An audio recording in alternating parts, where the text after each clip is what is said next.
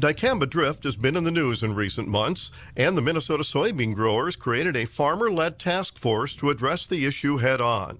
The first ever farmer-led group has been working with the Minnesota Commissioner of Agriculture on the best ways to address potential problems from this product.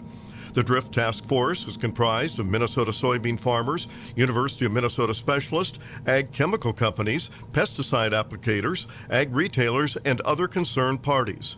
Tom Slenica is the executive director of Minnesota Soybean.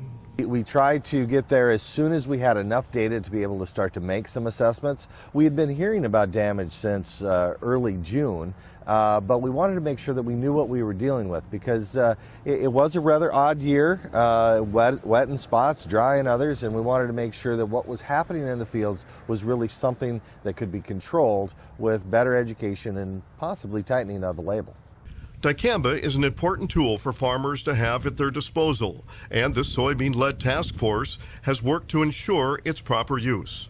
With weed resistance coming ever more closely to our northern production area, Dicamba is one of the only tools that's going to be available in the near future to control those types of weeds. So we very much want this technology to work. We want it to be safe. We want it to be available for all farmers. But we may have to walk cautiously as we learn how to use this one properly.